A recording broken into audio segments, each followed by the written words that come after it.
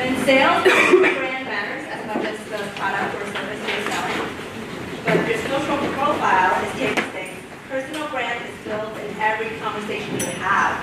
In this session, you learn from an expert who went from SDR to sought-after consulting on how to build a personal brand that opens doors by knowing your prospects, weaving the right talk track, and earning trust in every single interaction you have. Please welcome David Dulany, CEO of Tenbound. Hey, how you guys doing? All right. Cool. So thanks for coming, and I'm not going to make anybody get up and do trust falls or any of that stuff, I promise. I know that you guys have a lot of energy, and I really thank you for coming to this. I was hoping if at least Chris showed up that I would do it. So we got more than that, so thanks. So I'm going to be talking about personal branding. I'm going to give you guys the why behind why you might want to consider putting some work in on your brand. I'll give you the what, like what else is out there and what to be aware of. And then I'll give you some specific takeaways on how you can get this going if it's something that you want to do. So first of all, I want to just touch on the why. And let me just see if this thing works. Yeah, it does. Anybody know who this is? Okay, who is this guy? Ty Lopez, yeah. And what are your thoughts on Ty's videos there over on YouTube? He's knowledgeable. He is. Usually people are like, the guy's a toolbox. But he's actually very, very smart. But I think there's a lot of misconceptions around personal branding. And so before we get into it, just the fact that you guys showed up to this and you're taking some time in your afternoon, I know that you're interested in looking at it, but I think personal branding does kind of have a bad rap. And I don't blame Ty Lopez. And definitely, if you want to see who I'm talking about, you can Google this later, but just look at Ty Lopez garage video. He has been able to get his name out there in making these little videos on YouTube. But he's also kind of given a bad rap to personal branding and maybe sent us down the wrong path. So definitely want to make sure that we know that personal branding, it's not necessarily all about like tweets and likes and followers and like if you went to Coachella. How many people went to Coachella? Okay, shit. I was gonna say. Oh, by the way, I'm sorry if I swear. If anyone's offended by that, raise your hand and I won't. Oh, good, nobody raised their hand. So I was hoping that somebody had gone to Coachella because based on the personal brands of people that go to Coachella, it looks freaking awesome. And I know I'm like 20 years too old to go, but I would like to go. But personal branding, it's not necessarily, taking selfies at Coachella and getting tweets and likes and things like that. It's not necessarily about private jets either. Like there's a lot of people out there that are trying to build a personal brand by like renting a private jet for the day and taking selfies in the private jet and trying to just become a poser, basically. That is not what it's all about. And hopefully, by, coming to this and being in the room, we're all on the same page that when I think about personal branding, it's more about just amplifying the value that you already bring to the marketplace. The marketplace will reward folks based on the value that they bring. Everybody in the room, the fact that you're spending 2 days outside of work, you came all the way out here, you have a lot of skills and abilities and ideas that are super valuable to the marketplace. And if you keep those inside and you're not necessarily sharing them with anyone, then it's hard to get that out there and to continue to raise your value in the marketplace. So it's really about you.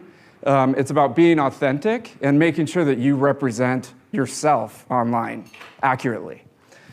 Because if you aren't taking the time to say, okay, this is the representation that I want to make online, then there's either no information out there about you or maybe somebody else is putting information about you that's not necessarily that great.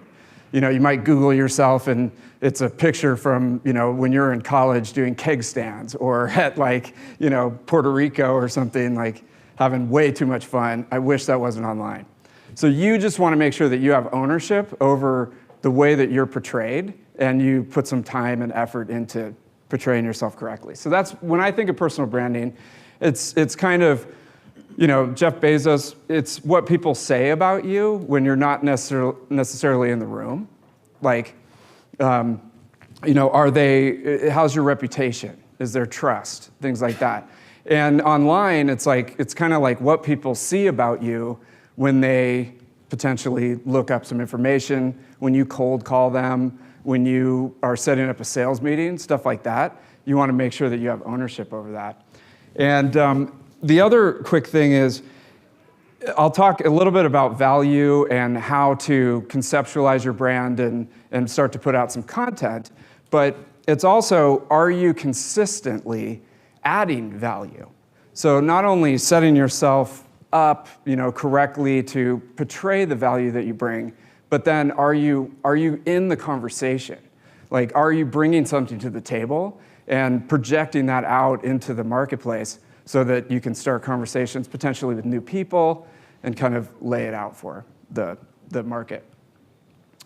So why work on it? There's a few factors that we definitely need to talk about, but a few of the benefits that you might enjoy, I'll just start with that, is the familiarity. As you work on your brand and you get your name out there, it could breed trust before the conversation, which is something that we're all trying to do. Just at this conference today, I've had a few people just walk up to me and be like, oh, hey, like, I've seen you before, like, I know you from somewhere. I've never seen the guy before, but there's already this kind of, preset conversation that we have because they saw something that I had done with regards to my brand. And it also, it's kind of working 24/7 for you out there so that you don't always have to start from zero, and you can have something that you set up and is portraying you while you sleep, potentially. And it's a global market. So, there could be someone right now over in Europe or Asia or, a different part of the country that's reading your stuff, learning about you, and you're really laying it out there. It's definitely a great way to gain referrals. Sometimes people forward me emails and they're like, yeah, you should, it's a boss talking to somebody at their company in the email train, and they're like, yeah, I just read this article, or I saw this post by this guy named David Dulany, like, you should go talk to him. And then that guy forwards it to me, and they're like, hey, I just got this. I'm like, I've never even met that guy, the other person. So that referral process is huge because it's like there's already some trust, laid out. You get new gigs and opportunities. I was talking to my buddy. I can't remember how I got invited to come to this, but somehow it had something to do with my personal brand. I think I was trying to pitch Katie on something, but she turned it around and said, hey, will you come and talk about the brand work that you've done? So it could open up new doors. The other quick thing is, I'll talk more about this, but you want to take control over your own image and your own career. And it's not necessarily job security, because jobs could disappear at a moment's notice. Everything that you thought was stable could suddenly be gone. And you want to make sure that you're building out your own self-security as someone who can add a lot of value to the marketplace, just in case that foundation suddenly disappears and you're kind of on your own all of a sudden. So you want to put in that time to be able to do that so you have some self-security. So what are we fighting against? Now, this is something I think a couple other speakers have touched on. Right now, we are in a war to some extent. Especially, I work with sales development teams in consulting and training, and we're not only fighting against the competition when we're calling out to these companies, but the attention of the marketplace is so fragmented right now that we've got to be able to stand out in some way, especially online, where we're all, if you think about it, we have more computing power than they used in the Apollo mission in our pocket, right? The one guy was talking about how, we're all walking around like stuck to our phones, thinking about other things. We're Googling things constantly. And how do we stand out in this war for attention that's going on? Work on your brand. Your real competition, it's not necessarily the company that's in the marketplace with you. It's these clowns. Sorry, if anybody supports, thank you. A couple of liberals in the room.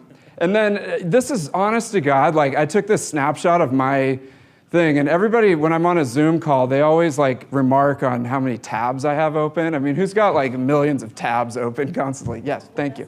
There you go. Yeah, you got multiple desktops, Jesus. All right, so there's all this stuff going on. How do you stand out in this situation? Another thing, does anybody know what AWS stands for in this context? Amazon Web Services. Just quick, download. It gives you the ability to spin up a software company really quickly, even if you're not necessarily a technical person. You could team up with a technical person, spin up a software company, and go on 99 designs, get a logo together, bam, you have a company. There's an article that came out from Hacker Noon, how to build a SaaS company with $0. You could build it, $0. Anybody heard of Scott Brinker? Yeah, we got one. The marketing technology placemat. All right, every year there's thousands of more companies that are coming up. And so what this has created is like the SDR wars, right? There's like millions of SDRs calling on the same buyers, not millions, but a lot. They're calling on the same buyers and trying to break through. And the buyers are just kind of like, man, after a while it just becomes noise. How do you stand out in that situation? Especially if you're a sales rep and you have to do your own prospecting. You want something beyond just being yet another name. And the last quick thing, to set the stage is definitely, I don't know, does anybody, like if you set up a meeting with someone, you go to your LinkedIn box and you just do like a quick thing just to like look them up? Does anybody do that?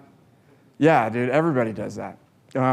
You could take it a step further. You could actually Google the person that you're going to, and you start to see all this stuff, all these different things that they could be involved with. I know I, for one, am definitely going to look on LinkedIn, and I may even Google the person if it's like a higher level person just to see what they've got, right? So if there's nothing there or it's something weird or not controlled necessarily by the person, I might not, be able to build up as much trust as what could potentially be there. So those are a few factors. So you just got to ask yourself, like, are you just another distraction in this world of like too many tabs open and Donald Trump and AWS wars and like Googling you? I mean, you don't want to be another distraction. You want to be a singularity and an individual, which you are, and be able to project that. So hopefully I sold you on that. The main objection, I don't need to worry about this. And we talked about this before. Well, why do I need to worry about making a personal brand? My company's got a great brand. Nobody cares about me per se. I'm just an SDR. I'm just an AE. I mean, why would they Google me? I'm just me. Who cares? Or nobody's looking at me online. And then the opposite one is like, well, who cares what people think about me? Like, it doesn't matter. Like, I know I'm a badass, so I don't need to project that. But I'll just blow up some of these. Number one, like I said, I mean, yeah, your company might have a great brand, but what if your company gets bought out or doesn't exist anymore or goes away or, decides like, hey, we're moving to Lincoln, Nebraska. You want to come? You want to, oh, anybody? Yeah, there you go. You go live with that guy. You gotta be able to take care of yourself in this world today. And then people do care about you. I mean, when I asked about looking people up, everybody raised their hand. We all want to see, like, who is this person? Like, who am I dealing with? And then people certainly are looking at you. And if you're like, who cares what people think about me? That's a great, I like your self-esteem and being a boss about yourself. But, again, you want to be able to control what's out there and what's being seen as much as you possibly can. And, you should care what people are thinking because you might be able to get ahead with some of those referrals or getting new jobs or getting new opportunities and stuff like that. So that's how I would say to that. So the tenets in building you Inc. and like becoming a company of yourself. Get your message down. What's a clear, distinct message? And I'll go into these in more detail. Think about how you can help people first. So this isn't like, I think the thing with like Ty Lopez and those guys is you know that they're just trying to sell you some crap. But if you're setting up your own personal brand, think help first, value first, think long game of adding value to the marketplace, not necessarily like I'm just going to try to sell something. Consistency over the long term, and connecting people is another great way. So how can you take this idea with this person and that idea and connect them together? And of course, be yourself. So those are a few of the tenets that we'll go into. So say you bought my pitch here and you want to go ahead and dabble your toes in this, or you have been doing it. What are some distinct things that you can do? So we'll go through a quick overview. We'll talk about how do you come up with the content, and then some of the tools that you can use. And then the last quick thing, it's like, when the hell am I supposed to do this? I got a quota, I got a boss, all this stuff. So where do you start? If you haven't read this book, I would definitely recommend it. I stole a lot of the ideas for the presentation from this. It's called Content Inc. And somebody said, great artists just steal and like put stuff together. So mea culpa. A lot of this stuff is in this book. But this is a guy named Joe Paluzzi. It's called Content Inc. And his theory is like, okay, how do you come up with the content to start to build your personal brand? So there's two adjoining circles, and one on the left-hand side, on my left, you'll take your knowledge that you have and then something that you're passionate about and try to find that sweet spot. It's within that sweet spot that you'll start to conceptualize content that you can start to put out into the world that builds your personal brand. So you try to marry up your knowledge with your passion. So I'll give you an example. So say somebody, they train to be a teacher, or they train to be like a corporate trainer. So they have that knowledge about how to impart knowledge and wisdom on others through their teaching. But they're also really into mechanics. And so if you're looking for, where do I start as far as content, this person would take their knowledge of teaching and then marry it up with their passion for mechanics, and maybe start, producing some content teaching people how to fix things.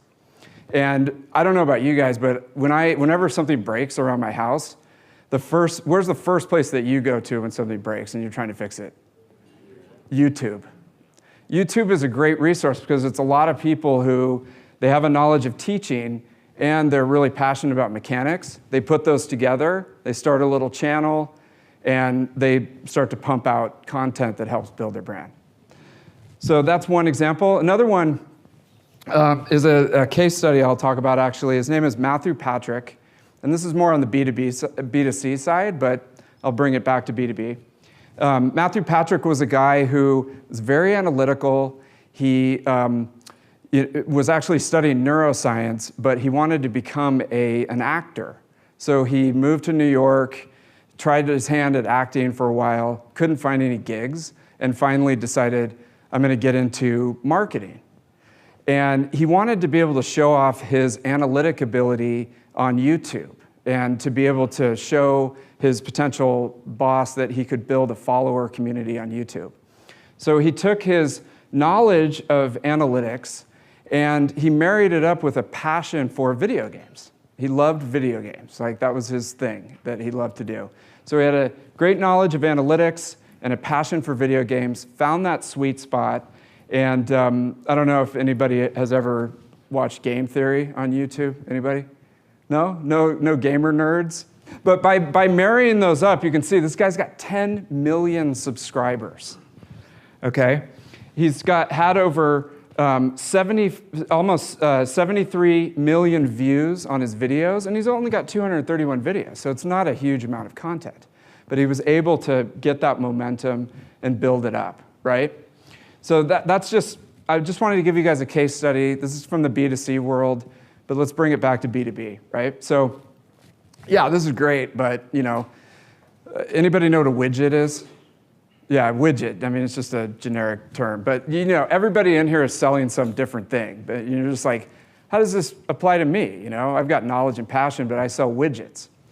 So the way that you kind of would bring it back for your notes is you want to take your specialized knowledge that you have specifically of the industry that you're in and the product that you have, how it works and how it helps customers, and then kind of put that over on the left-hand side, and then make a list of the customer problems that are out there, similar to what the storyteller guy was talking about. But this is finding your sweet spot in creating content.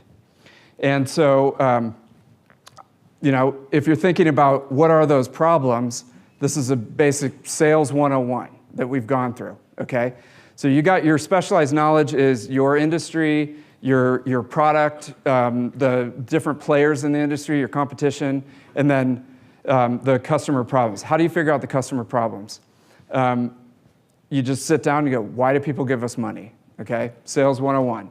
All right, we do all these things. We increase revenue, we decrease costs, we make their jobs easier, faster, we make their lives significantly better. Whatever it is, make a list of those problems that you solve for them, and then list them out. Then think specifically, how do you guys solve those problems? And so I'm basically asking you to be kind of a mini marketer for your own industry and company that you're in right now. How do you solve those? How do you help those people become more successful? Okay, write it out. And then use this list to create content to start pushing your own personal brand, right?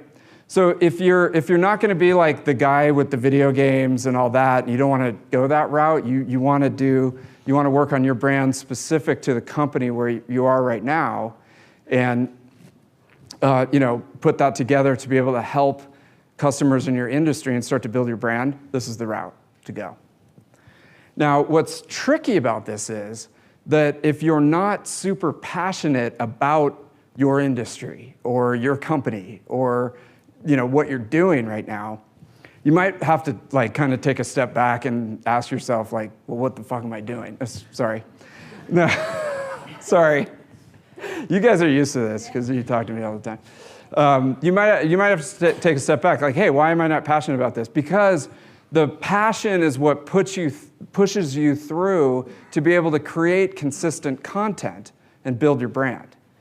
So either if you're not passionate about it, just figure out how to get passionate, because they're probably paying you a lot of money at the company, or I don't know, find something else to be involved with, because you got to have that passion to push you through to be able to create content within that sweet spot.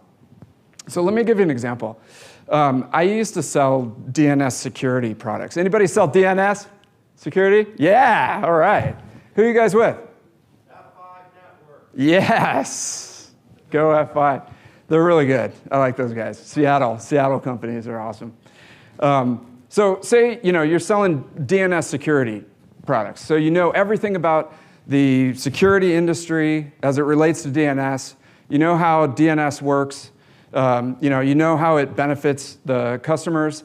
And then I just brought up one problem that the customers have out there, bad user behavior. And this is something, not to get too technical, but DNS can help with. So you've got a customer problem, and then your specialized knowledge of how DNS security works. That sweet spot right there, there's gold right there of creative ideas that you can use to create content and start to push it out and position yourself as somebody who's really helpful to people that have bad user behavior in their life.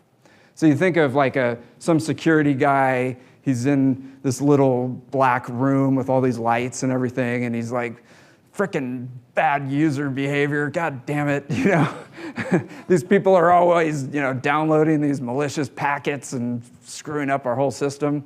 So he's kind of like Googling stuff. And then all of a sudden he Googles it and like he sees one of your pieces of content on there.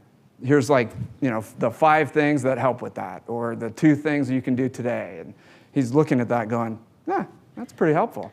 I appreciate that. Building value, okay?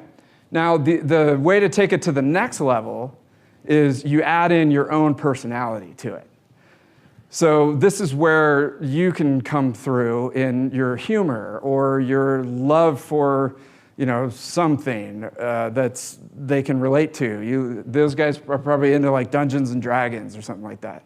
Anybody remember Dungeons and Dragons? Yeah, all right, cool. Bring your own personality into it. But the first thing you got to do is try to exploit that sweet spot between the customer problem and the specialized knowledge that you have. You can wring a lot of content out of just that one. And then once you start to get consistent with putting stuff out, bring in your personality. Here's sort of the level set. You want to be an expert in the solving of the problems for those people. Like you position yourself as an expert, or you're trying to actually get there. Some people, like if you're an SDR 1 year out of college, like that's going to be tough to be an expert. But at least you have a knowledge of the problem, and you have a lot of specialized knowledge on the other side of the equation that they just really don't have. They don't know much about what's going on in the industry necessarily. You can share a lot with them. So position yourself as an expert, enjoy working on the problem, and be consistent. That's where that passion comes in. And I know that could be tough. And just dedicate yourself to it. Be patient on the outcomes. It takes a lot of time and work to build the brand and push that value out, but it's definitely worth it to get some of those benefits. So here's a very, from the simplest thing that you can do today to start to implement some of this to more complex and time-consuming. So the first thing is, list out the major personas and the pain points. Hopefully, through all these sessions, somebody has mentioned that at least once in all the sessions. So that's thing number 1 as far as your homework. Get your personas, get all their pain points, list it out, and then find the top 5 thought leaders in the industry, and just follow them. On the social networks. Start to track what they're doing. Simply follow and repost them to start to get some something going. This is the most simple thing that you can do. And if it has anything to do with the problems that you solve, follow and repost. The next one is follow the top 5 industry publications that are in your market. Make sure that you get a digest of those every day. If there's anything interesting in those, repost, follow, post it. Help people out by disseminating that information. And then the next one is, and this is where like the brand new SDR just out of college, like I don't know enough about this, and they use that to kind of hold themselves back in creating things.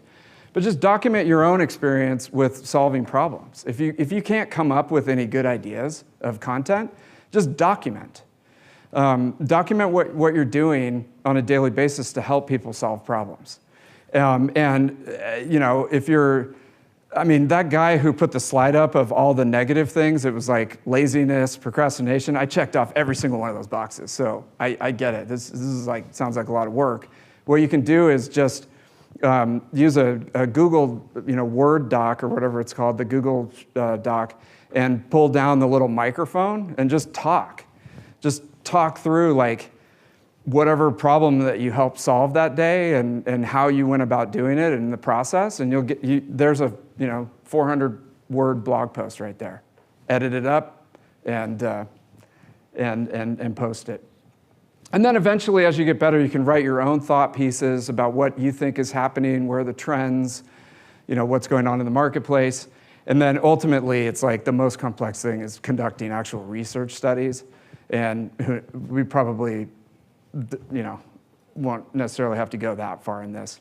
Offline, you can add a lot of value in just going out and talking to people. Organize coffees with people, ask them a bunch of questions, write up a quick article about your conversation if they're game for it, and post it.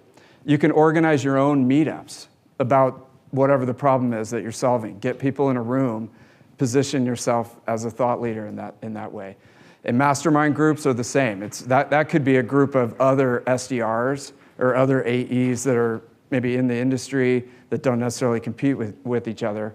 Put yourself out there. And ultimately, the highest complexity, you could like run your own conference or run your own meetup like this to put people in the room and position yourself as a brand leader. But the most simple, basic structure, just simply start a Google Sheet and write down the personas and pain points that you'd like to address through your content, the idea to help them, how you're going to post it, and then when you're going to do it, and hold yourself accountable. Putting this content out into the marketplace without like a huge expectation of getting an immediate hit back, but just stick with it in a persistent way so you're establishing your brand. I got a few quick case studies.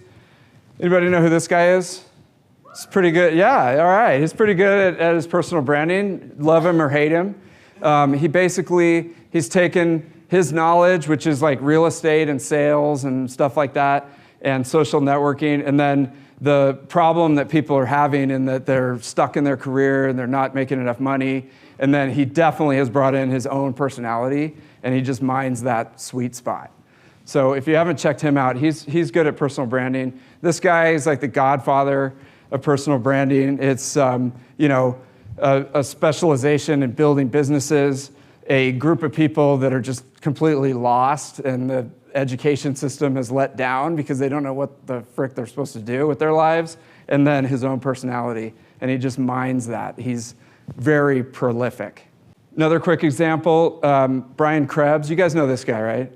Okay, this is a little bit more extreme, but he's very hyper-personalized. His knowledge is, he was a writer, actually. He was a reporter.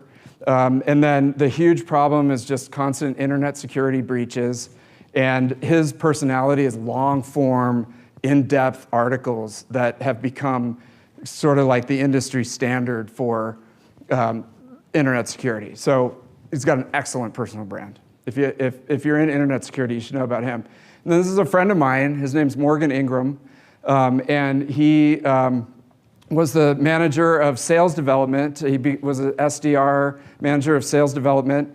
And he parlayed that into an amazing job now working for John Barrows, teaching sales development to new recruits. And so he basically took his knowledge in sales development, and he took the problem of a lack of training and just knowledge around sales development that people had, and then he combined that with his personality, and he utilized YouTube to put his content out there. Great personal brand. And I know we're running out of time. I'll just breeze through the tools and then have time for a couple questions. I'm going to be hanging around here. So what do you use? Okay, number one, you gotta, if your LinkedIn isn't on point with everything that you want it to see to showcase yourself, that's the first one. Like, don't even walk out of here today without making sure that it reflects what you want to reflect. And then, in order of, I guess, importance on this, you could buy your own domain, which is like mine's daviddulany.com. That's where I post a lot of stuff. And make sure that you come up in the Google searches first with the brand that you want to represent. Medium is a blog post. I don't know what it's called. Like, you can blog posts there. And then you got YouTube, and then of course your Twitter, Facebook, and Instagram for replying all this stuff and keeping your name, at top of mind with people. If you really want to go a little bit deeper, Upwork and Fiverr are outsourced teams that you could use. If you're putting together something, they could actually write stuff for you if you really don't have time. Or they can look up names, or they can look up people to follow, things like that. They can help you out. It's very inexpensive. LipSync hosts your podcast, if you want to do a podcast. MailChimp is your email list. Weebly is your personal blog if you get like your own name. And then of course Zoom is doing webinars and things like that. And buffer is something that if you can post all your content at one time, press save, and it posts it yourself. So a few of the distribution we've been talking about, from easiest to most complex.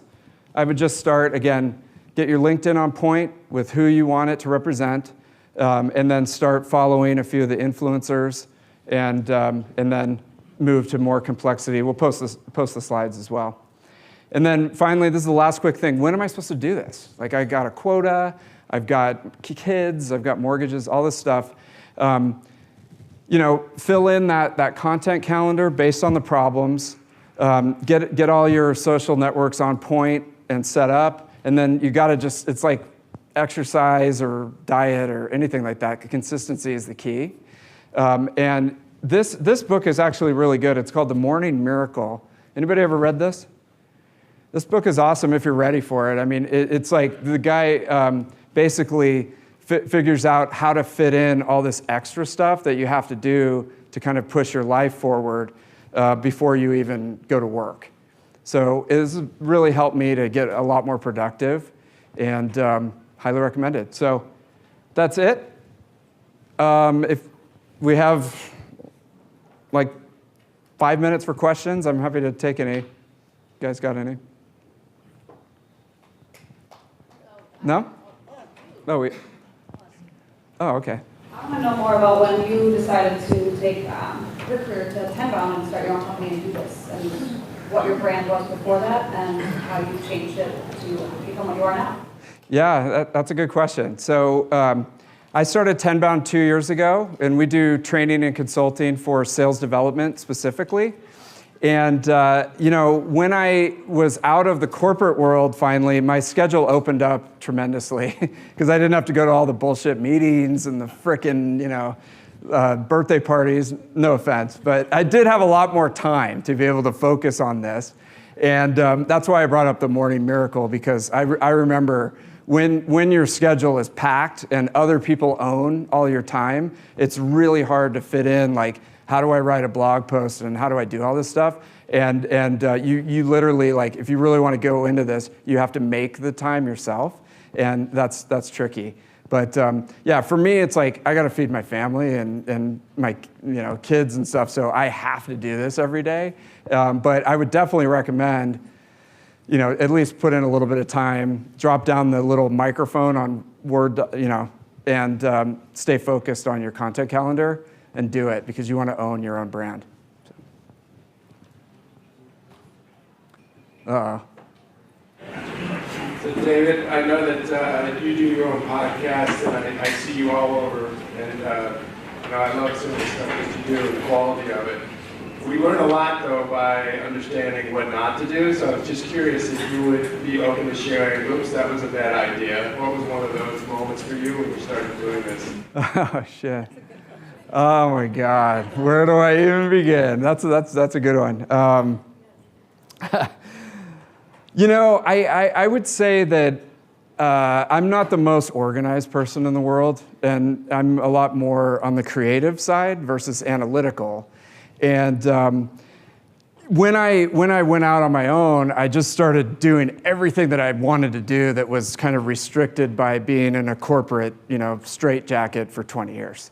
And so I just started doing everything, and instead of sitting down and setting up a spreadsheet and going, okay, I'm going to post a blog, do a podcast, do this, do that, I just and I still, to some extent, don't hold myself accountable to a system.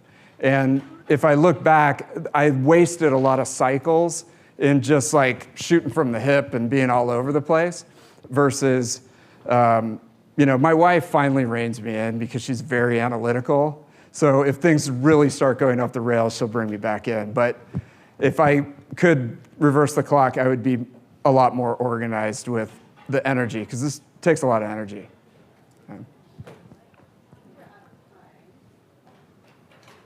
Cool. Thanks a lot, you guys.